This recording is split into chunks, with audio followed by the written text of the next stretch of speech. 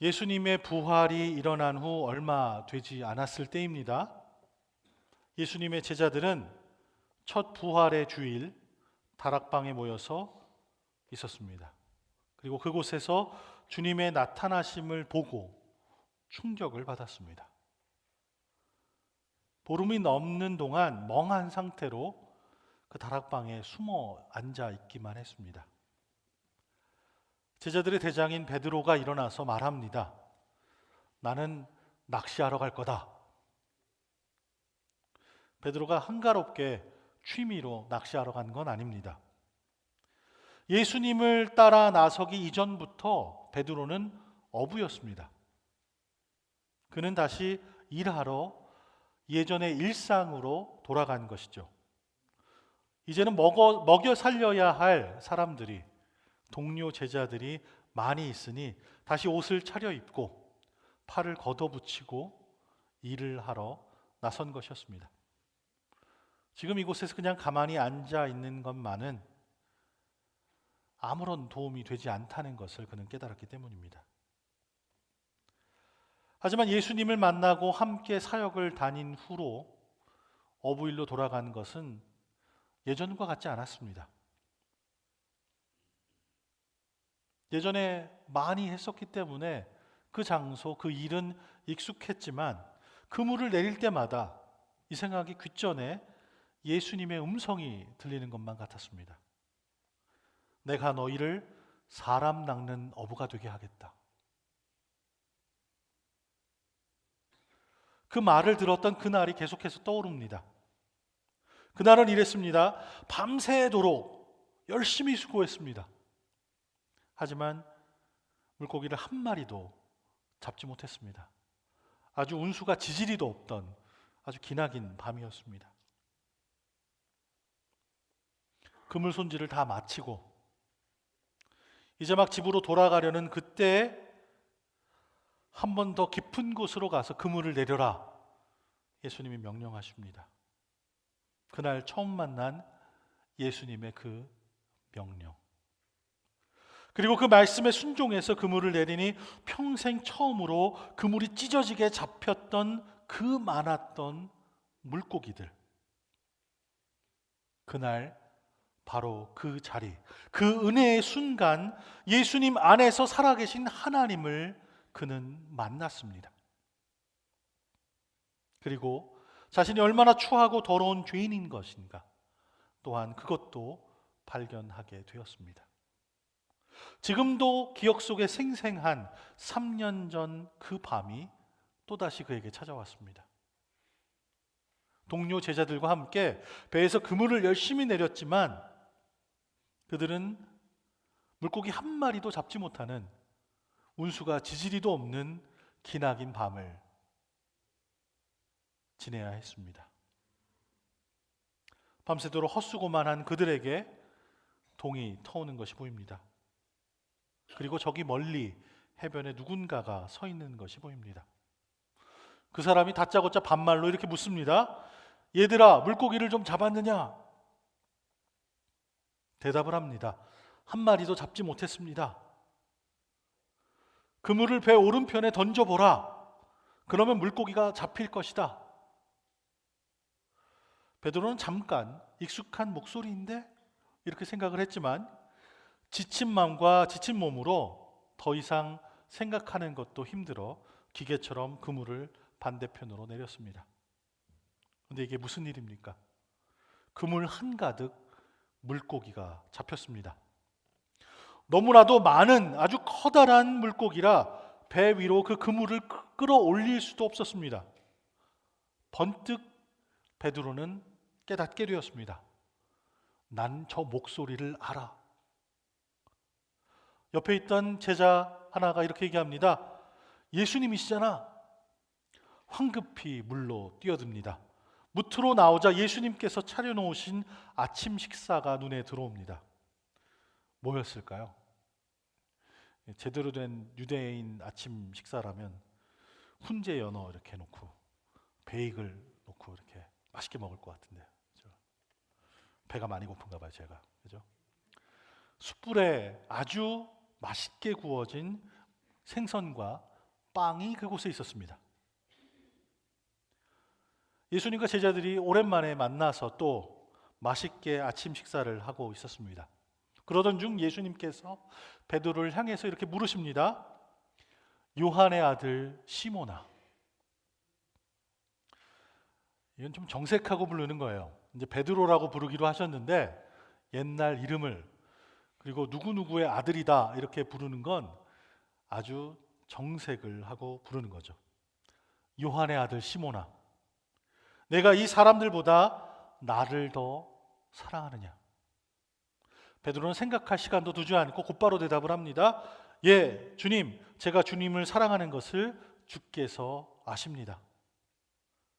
예수께서 베드로에게 다시 한번 물으십니다.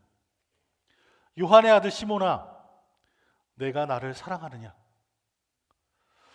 이번엔 좀 다릅니다. 베드로의 마음속에 깊은 상처가 다시 아프기 시작합니다. 예수님께서 잡히시던 그 밤, 난 예수님을 몰라, 저 사람이 누군지 나는 몰라, 그렇게 부인했던 자신의 모습이 떠오릅니다. 하지만 그가 입을 열어서 예수님께 대답을 합니다. 예, 주여, 제가 주를 사랑하는 것을 주께서 아십니다. 예수님께서 베드로에게 말하십니다. 내 양떼를 쳐라. 예수께서 베드로에게 세 번째로 또 물으십니다. 요한의 아들 시몬아, 내가 나를 사랑하느냐? 예수님께서 세 번째 똑같은 질문, 내가 나를 사랑하느냐? 그것도 정색을 하시면서 요한의 아들 시몬아 이렇게 부르시면서 물으시니까 이제는 가슴이 찢어지는 것처럼 아파옵니다. 더는 견딜 수가 없습니다. 터져 나오는 눈물을 애써 삼키며 베드로가 이렇게 대답합니다. 주여, 주께서는 모든 것을 아십니다. 제가 주를 사랑하는 것을 주께서 아십니다. 예수께서 베드로에게 말씀하십니다. 내 양떼를 먹여라. 그리고 이어서 예수님이 말씀을 이어가십니다. 내가 진실로 진실로 네게 말한다. 내가 젊어서는 스스로 옷 입고 원하는 곳으로 다녔지만 늙어서는 남들이 내 팔을 벌리고 너를 묶어 내가 원하지 않는 곳으로 너를 끌고 갈 것이다. 그리고 예수님께서는 베드로의 눈을 들여다 보십니다. 그렇게 보시면서 이렇게 말씀하십니다. 나를 따라라. 그 순간 예수님께서 세 번 연거푸 같은 질문을 물으시는 동안 떠올랐던 모든 죄책감, 모든 후회들, 그리고 그것 때문에 아파했던 것, 그것 때문에 생겨난 상처가 말끔하게 사라졌습니다. 그리고 이제야 베드로는 예수님을 따라서 십자가까지도 갈 수 있다라는 것을 확신하게 되었습니다. 저는 성경에서 베드로의 이야기를 읽으면 제 얘기 같습니다. 베드로가 잘한 걸 봤을 때 그렇다는 게 아니에요. 베드로가 좀 못할 때가 있죠. 아주 성경 속에 유명한 인물들이 있지만, 훌륭한 배울 만한 인물들이 있지만 그 사람들의 참 모자란 부분들을 우리가 또 보게 될 때가 있습니다. 그런 데를 보면 내가 베드로 같구나 이런 생각을 합니다. 크리스찬으로서 우리 모두는 베드로와 연관이 있습니다. 다 베드로 같은 때가 있습니다. 베드로는 대표 사도죠. 하나님께서 초대교회를 이끌어 가시기 위해서 세우신 귀한 사역에 크게 사용하시는 제자였습니다. 하지만 본분이 우리에게 들려주는 것은 베드로 역시도 하나님의 용서가 간절히 필요한, 그 은혜가 너무도 필요한 아주 작은 자에 불과하다는 것입니다. 베드로도 예수 그리스도를 통해서 참 용서를 경험한 것이죠. 우린 개신교 중에 감리교라는 한 특별한 교단에 몸담고 있는 교인들입니다. 우리가 이렇게 베드로의 이야기를 들을 때 떠오르는 얘기가 있습니다. 그것은 우리 교단의 역사 중에 한 부분이기도 합니다. 여러분 모두는 요한 웨슬리, 찰스 웨슬리 이 형제의 이름을 들어보셨죠? 예. 감리교인이라면 이 얘기를 참 많이 들어요. 요한 웨슬리는 뭐 다 아시다시피 감리교 운동을 창시한 목사님입니다.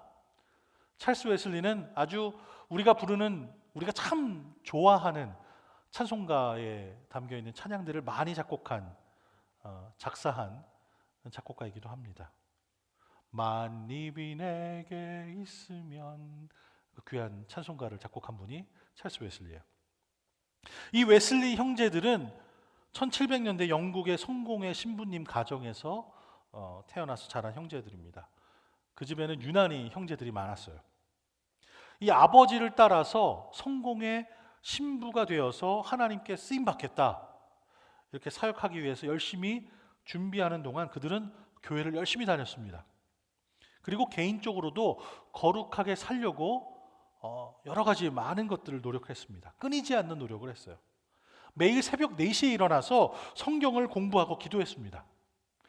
우리 한국 사람들은 한국 사람들만 새벽 예배하는 것 같죠? 네. 우리 교회는 몇 시에 새벽 예배 모이죠? 6시 모이죠. 예. 웨슬리 형제들은 몇 시에 일어났다고요? 4시에 일어났어요. 예. 그들은 규칙적으로 금식도 했습니다. 몇 주에 한 번씩 시간을 정해놓고 날짜를 정해놓고 금식을 했습니다. 그리고 매 시간이 정각이 될 때마다 기도했습니다. 어디에 있든지 그들이 무엇을 하든지 잠깐 멈추고 기도했습니다. 그리고 그 기도하는 모든 내용을 자세하게 기록한 기도 일지를 적었습니다. 배고픈 사람들을 먹이고 감옥에 찾아가서 그곳에 수감되어 있는 죄수들을 상담하고 그들에게 말씀을 가르치고 그들에게 복음을 전하고 그들의 이야기를 듣고 그들을 위해서 중보 기도도 했습니다. 이렇게 무엇을 언제 해야 하는지 조목조목 다 정해놨습니다. 메소드를 정했죠. 언제 무엇을 한다. 시간표도 잘 짰고 그것대로 살았습니다. 그래서 주변에 놀리는 소리로 메소드를 정해서 했으니까 You bunch of Methodists 이렇게 불렀어요. 이 감리교생이들아 이렇게 부른 거예요. 그렇죠? 감리교인이란 말은 이렇게 말씀 공부와 복음을 살아가는 아주 잘 짜여진 생활 방식대로만 살아가는 그들을 비웃기 위해서 만들어진 아주 고약한 그런 별명이었습니다. 이렇게 거룩한 삶과 하나님의 복음에 대한 열정으로 가득한 요한 웨슬리는 이 미국 땅에 있는 조지아의 사바나라는 동네에 가서 미 원주민들을 위한 선교사로 파송을 받게 됐습니다. 사바나로 오는 그 긴 항해길에서 대서양 한복판에서 그는 폭풍을 만나게 됐어요. 그 배에는 모라비안이라고 불리는 사람들도 함께 타고 있었습니다. 특별히 이렇게 부르는 이유는 영국에 사는 모든 사람들은 국교로 정해진 성공회를 다니죠. 근데 희한하게 그 나라에서 정한 그 종파에 안 가고 따로 모여서 예배드리는 사람들이 있었어요. 그래서 그들을 모라비안이라고 불렀어요. 폭풍이 몰아쳐서 배가 이리로 저리로 막 움직이면서 난장판이 되어가고 있었습니다. 배멀미를 막 해서 토하는 사람도 있었고요. 계속 끊이지 않는 바람이 불어오고 점점 더 심해지는 파도와 바람에 내가 곧 죽겠구나 이런 생각들을 막 하고 있을 그때에 이 모라비안 교도들은 함께 모여서 찬송을 부르고 있었습니다. 자칫 잘못하면 모두가 다 물귀신이 되겠다 이렇게 두려움에 떨고 있던 그 상황에 그 사람들은 평온함을 가지고 흔들리지 않고 찬양을 부르고 있었습니다. 그들의 의연한 믿음을 본 요한 웨슬리는 놀라게 됐습니다. 그렇게 새벽부터 일어나서 기도하고 성경 공부하고 선한 활동을 열심히 했지만 폭풍 가운데서 자신은 두려워 떨고 있는데 이 모라비안 교도들은 굳게 믿음을 지키고 평안히 찬양 부르는 것이 무척이나 선한 도전으로 그에게 다가왔습니다. 조지아에 도착을 했죠. 그동안 열심히 갈고 닦은 실력을 가지고 선교 사역을 열심히 했습니다. 하지만 요한 웨슬리에게 있어서 조지아는 처절한 실패의 장소였습니다. 원주민을 단 한 명도 전도하지 못했습니다. 사바나에 2년 동안 있었어요. 이 2년 동안 열심히 사역했지만 사실 원주민을 만나서 사역하는 일은 거의 해보지도 못했습니다. 요한 웨슬레가 조지아로 오던 해가 그가 33살이 되던 해예요. 태어나서부터 성공의 신부님 가정에서 열심히 성경 읽고 공부하고 대학 다니고 신부가 되기 위해서 열심히 노력하고 안수받고 목회도 했죠. 안 해본 게 아니죠. 좋은 훌륭한 경험들을 많이 했습니다. 경력도 있는 사람이에요.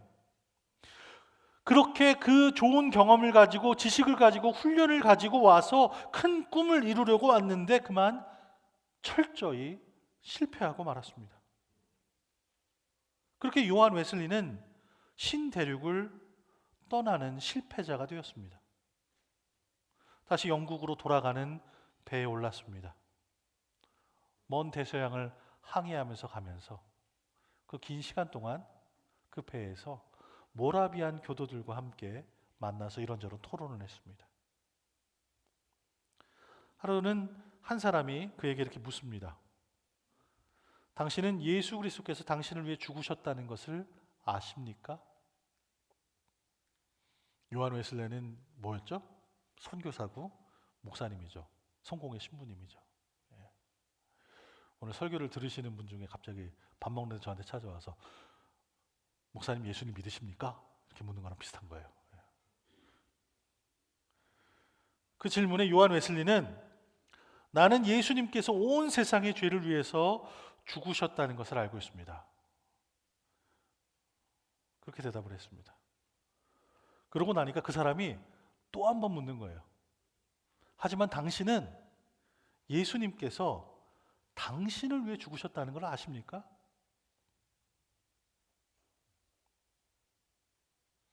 영국으로 돌아왔습니다.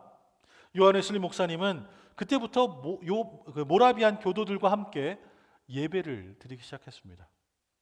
그러던 1738년 5월 24일에 한 예배 모임에 갔습니다. 이렇게 날짜까지 다 기록된 건 그분이 기도할 때마다 언제 몇 날 몇 시에 무슨 기도를 했는지 다 적어놨기 때문이에요. 이런 건 참 도움됩니다. 그날 한 예배 모임에서 요한 웨슬리 목사님에게 아주 특별한 일이 생깁니다. 요한 웨슬리 목사님 그날 경험을 이렇게 기록합니다. 나는 가슴이 이상하게 뜨거워지는 것을 느꼈습니다. 나 자신이 구원받기 위해 오직 그리스도만을 신뢰해야 한다는 그 진리에 눈이 떠졌습니다. 그리고 그리스도께서 나의 죄를 사하셨으며 죄와 사망의 율법에서 나를 구원하셨다는 확신이 내 마음을 가득 채웠습니다. 그 순간 예수 그리스도의 놀라운 은혜가 모든 과거의 의심과 후회를 다 사라지게 만들어 버렸습니다. 요한 웨슬리 목사님은 더 이상 하나님의 사랑을 얻기 위해서 그리고 스스로 거룩해지기 위해서 노력할 필요가 없다는 것을 알게 됐습니다. 요한 웨슬리 목사님은 구원에 대한 확증이 행위에 의해서가 아니라 예수 그리스도를 믿는 믿음을 통한 은혜에서 오는 것이라는 것을 새롭게 깨달았습니다. 그러면서 구원의 확신을 얻게 되었습니다. 이분이 뭐 하는 분이었다고요? 목사님이었어요. 그날 처음 믿은 사람이 아니에요. 하나님은 성령의 놀라운 역사로 회심을 체험했던 이 요한 웨슬리를 사용하기 시작하셨습니다. 그의 회심 체험은 18세기 영국 복음주의적 부흥운동의 특징이 되었습니다. 그때부터는 감리교 교회가 들어가는 곳마다 성령의 놀라운 역사가 일어났습니다. 당시 기록들을 보면요, 여러 교단, 장로교도 있고 성공회도 있고 침례교도 있고 한 마을에 감리교 교회가 들어서면 천막을 치면 다른 목사님들이 다 짐 싸서 떠났다는 얘기가 있어요. 그만큼 성령의 운동이, 뜨거운 하나님을 향한 열정이 그 교회들을 통해서 일어났다 하는 기록들이 있습니다. 그럼 더 이상 하나님의 사랑을 얻기 위해서, 또 스스로 거룩해지기 위해서 노력할 필요가 없다는 것을 깨닫게 된 요한 웨슬리 목사님은 다음날 새벽 기도를 했을까요? 안 했을까요? 했을까요? 안 했을까요? 예전에는 하나님께 잘 보이려고, 하나님 앞에서 어떻게든 거룩해지려고 그 일을 감당했다면, 이제는 그런 모든 책임감과 의무감에서 다 벗어나게 됐습니다. 가난하고 어려운 이들을 위한 사역도, 새벽 4시에 일어나서 성경 공부하고 기도하는 것도 스스로를 구원하려는 커다란 숙제로, 짐으로 하지 않고, 이제는 구원해 주신 하나님의 은혜에 너무나도 감사해서 기쁨으로 똑같은 일을 감당하게 됐습니다. 어떻게 보면 겉으로 보면은 달라진 게 별로 없어요. 옛날처럼 새벽 4시에 일어나서 똑같은 일을 계속해요. 정각되면 계속 기도하고 그 열심히 적고. 그런데 그 안에 왜 그렇게 해야 되는지가 달라진 거예요. 베드로의 이야기와 요한 웨슬리 목사님의 이야기의 공통점은 이것입니다. 예수님께서 크리스찬 리더를 만나 주셨어요. 그 만남의 순간, 은혜의 순간, 그들에게 꼭 필요했던 용서와 믿음을 그들에게 주셨습니다. 그리고 그들은 그 순간부터 하나님을 기쁨으로 섬기게 됐습니다. 이 두 이야기 모두 다 배가 아주 중요한 역할을 감당하죠. 특별히 베드로의 이야기에서 그렇습니다. 성경에 나오는 배는, 특별히 제자들이 함께 타고 있는 배는 교회를 상징합니다.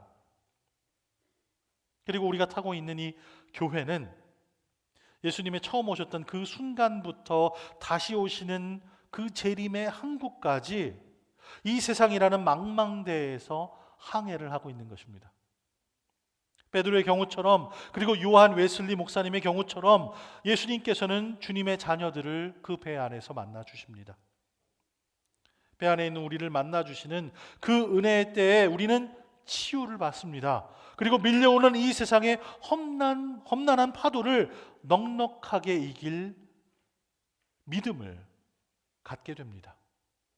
그 믿음 때문에 폭풍은 이내 잠잠해질 것이고, 우리는 계속해서 주님 주시는 평안 속에서 기도할 수 있고 말씀 공부도 할 수 있습니다. 그렇게 주님을 바라보고 따라갈 때 우리는 굳센 믿음을 갖게 되고, 십자가를 지고 주님이 어디를 가시든 그 걸음을 따라갈 수 있게 됩니다. 우리는 모두 한 배에 타고 있습니다. 이름도 멋진 맘모스 그레이스호. 멋있죠? 배 이름 같죠? 맘모스 그레이스. 맘모스라는 이름을 제가 열심히 찾아봤어요. 옛날 그 영국에 있는 지명에서 나왔는데, 그 지명이 아주 영어 중에 고어에서 나왔다 그러더라고요. 그래서 열심히 찾아보니까 내용이 이거예요. 맘모스라는 말은 빠르게 흐른다 라는 뜻이에요. 빠르게 흐르는 은혜가 우리와 함께 있습니다. 영원을 향해서 항해를 시작한 지 벌써 40년이 훌쩍 넘었습니다. 수많은 주님의 어부들이 예수 그리스도를 위해서 사람을 낚는 어렵고 귀한 사역을 이곳에서 열심히 감당해 왔습니다. 그리고 이 40년이 넘는 세월 동안 수많은 폭풍들을 겪어왔죠. 어떤 때는 식량과 연료가 다 떨어져서 배고팠던 적이 있었습니다.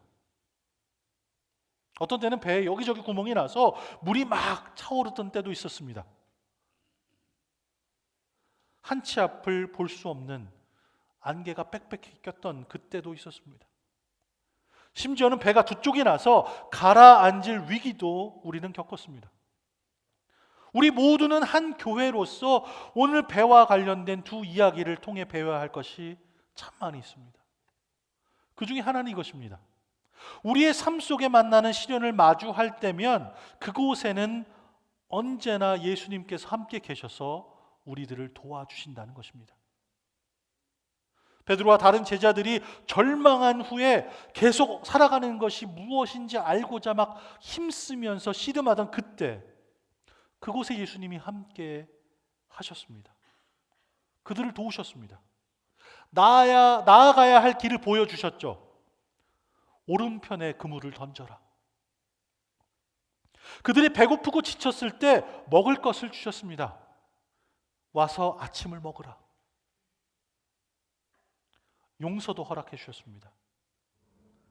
요한의 아들 시몬아, 내가 나를 사랑하느냐? 그리고 그들에게 사역을 주셨습니다. 나의 양을 먹이라. 요한 웨슬리와 찰스 웨슬리가 하나님의 거룩한 사람이 되는 방법을 알려고 새벽부터 열심을 내고 있었을 때 예수님께서는 거기에 그들과 함께 계셨습니다. 요한 웨슬리가 대서양 한가운데서 큰 폭풍을 만나 죽음을 마주하고 두려움에 떨 때 예수님은 거기 모라비안 사람들의 찬양 속에 계셨습니다. 요한 웨슬리가 조지아에서 지난 세월 갈고 닦은 경험을 가지고 사역하는 일에 철저히 실패했을 때 예수님께서는 거기에 그와 함께 계셨습니다. 그리고 그의 가슴이 이상하게 뜨거워지는 그 은혜의 경험을 선물로 허락해 주셨습니다. 우리가 겪는 지금의 어려움 가운데서도 주님은 맘모스 은혜 교회와 함께 하십니다. 우리가 복음의 삶으로 살아내려고 몸부림칠 때 하나님께서는 우리와 함께 계십니다. 우리가 이 지역 사회를 향해서 나아가려고 애쓸 때 예수님께서 이곳에 함께 하셔서 나를 따르라. 그 길을 인도해 주십니다. 예수님께서 먼저 가세요. 우리가 서로의 인생의 무거운 짐을 나누어지라는 주님의 부르심에 신실하게 응답하면서 나아갈 때 예수님께서는 함께 하시면서 필요한 것들을 넉넉하게 공급해 주실 것입니다.